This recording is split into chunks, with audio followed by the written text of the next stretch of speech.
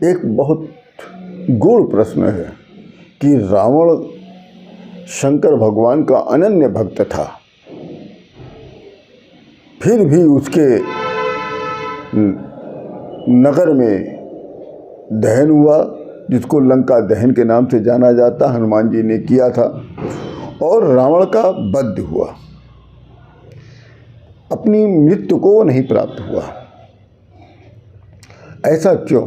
ये भी एक बहुत बड़ा रहस्यमय प्रश्न है कि शंकर भगवान का अनन्य भक्त होने के कारण भी रावण की मृत्यु हुई और रावण के नगर में लंका दहन हुआ, बहुत ही अनिष्ट हुआ। इन सब के पीछे एक मुख्य कारण था कि अगर आप लोगों ने हमारी बहुत पहले कथा सुनी होगी तो उसमें स्पष्ट था कि नंदी भगवान ने इनको एक बार श्राप दिया था। हम आपको संक्षिप्त में उसको समझा देते हैं, तब आगे की कथा आपको समझ में आएगी। एक बार नंदी भगवान शंकर भगवान की आराधना कर रहे थे, तो शंकर भगवान उनसे प्रसन्न होकर उनको वरदान देना चाहा। तो नंदी भगवान ने कोई वरदान लेने कहा कि मैं वरदान के लिए मैं आपकी आराधना या पूजा या तपस्या नहीं कर रहा हूँ। तो शंकर भगवान ने कहा था कि देखो, अब अगर मैं आपको वरदान नहीं देता हूँ तो धर्म की हानि होगी, इसलिए आपको कोई वरदान तो देना ही पड़ेगा। कहिए तो हम आपके लिए सुंदर नगर बनवा दें, सबसे बड़ा नगर लोक बनवा दें। कहिए तो हम आपकी का विवाह एक सुंदर स्त्री से करवा दें। जब नंदी भगवान ने इस सब चीज़ों से मना कर दिया, तब शंकर भगवान ने कहा कि मैं आपको विष्णु भगवान से भी अधिक सुंदर बना देता हूँ। तब उन्होंने ये भी मना किया, कहा देखिए, धनवान, रूपवान और बलवान, ये तीनों से अहंकार होता है, इसलिए मुझे ऐसे ही कोई भी वरदान नहीं चाहिए जिससे मेरे अंदर अहंकार आए। भगवान, आप यदि मुझे वरदान देना, मुझे रूपवान बनाना चाहते हैं तो मेरा ऐसा रूप कर दीजिए कि सब लोग देख के मेरे रूप को भाग जाएं, परंतु आप हमारे पास सदैव रहें। तब शंकर भगवान ने उनका मुख बानर जैसा बना दिया।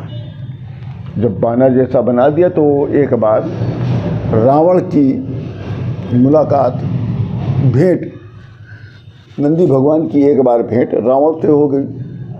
रावण ने नंदी भगवान का मजाक उड़ा दिया, कहा कि तुम भी शंकर भगवान के भक्त, हम भी शंकर भगवान के भक्त। शंकर भगवान के 5 मुख पंचानन कहलाते हैं, मैं उनका भक्त, उन्हीं से वरदान लेके मैं दशानन हो गया, 10 मुख का। जितनी शक्तियाँ नंदी जी शंकर भगवान के पास है, मैंने उनकी भक्ति, उनकी तपस्या करके उनकी शक्ति जितनी है उससे दूनी मैंने अर्जित कर लिया। तो आपके तपस्या करने से क्या फ़ायदा कि आपका मुख बानर जैसा हो गया।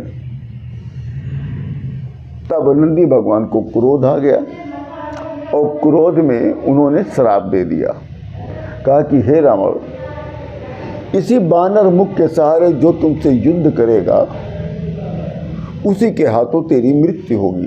तो नंदी भगवान का एक तो श्राप था, और श्राप और वरदान, यही दोनों पे पूरी सृष्टि की रचना रखती है। अब ये सत्य तो होना था ही। रावण शंकर भगवान का बहुत ही बड़ा भक्त था, मतलब इतना बड़ा भक्त शायद कोई नहीं था, न होगा। तो शंकर भगवान का भक्त होने के साथ साथ आज भी वो शंकर भगवान का पार्षद के रूप में वो नियुक्त है। आपने मेरी एक 2-4 दिन पहले की वीडियो देखी होगी। 4 पार्षदों में मुख्य पार्षदों भी माना जाता है। अनन्य भक्त होने के बाद भी रावण मृत्यु से पहले कि उसकी मृत्यु क्यों हुई और उसके नगर में दहन क्यों हुआ, हनुमान जी ने लंका दहन क्यों किया। तो नगर में दहन क्यों हुआ, हनुमान जी ने लंका दहन क्यों किया।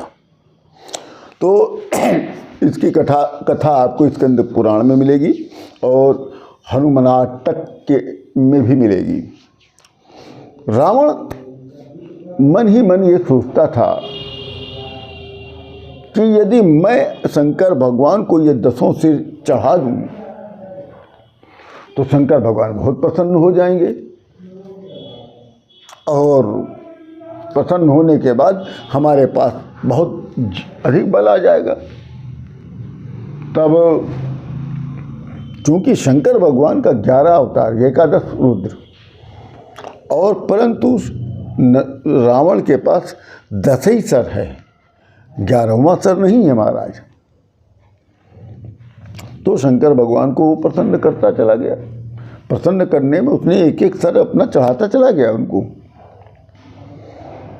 जबकि शंकर भगवान के 11 रुद्र हैं और रुद्र के अंश ही हनुमान जी हैं और 10 सिर केवल उनके पास था, रावण के पास, और 11वां सिर उसका नहीं था। 11वां सिर जो था वो केवल हनुमान जी का ही था।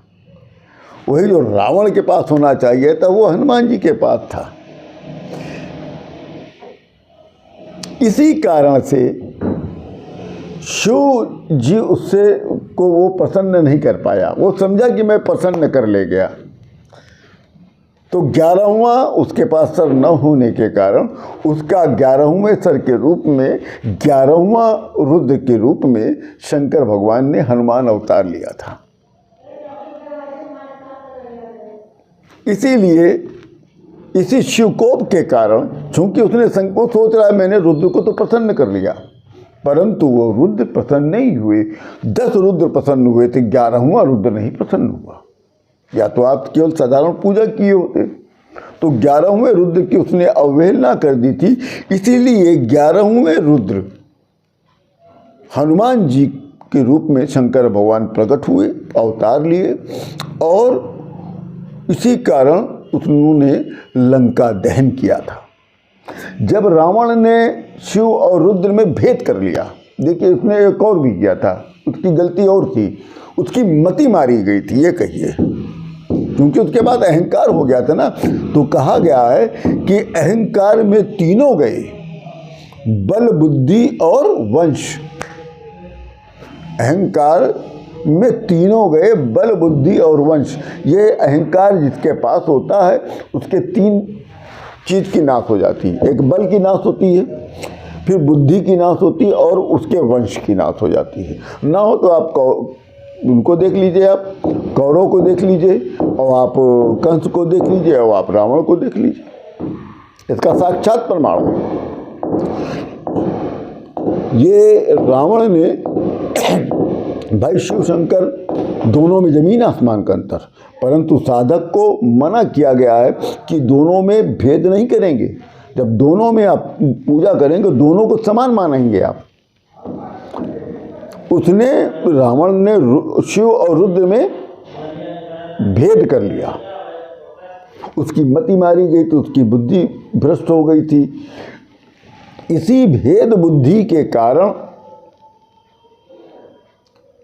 रावण का विनाश हुआ।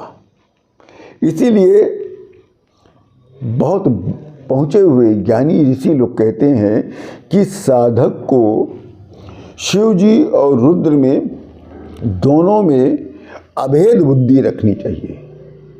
भेद बुद्धि नहीं, अभेद बुद्धि। तभी जाके साधक अपने इष्ट को प्राप्त कर सकता है, अन्यथा नहीं प्राप्त कर पाएगा। जिसने भेद बुद्धि से अगर उसकी अपने इष्ट की आराधना किया तो उसको अपनी इष्ट की प्राप्ति नहीं होगी।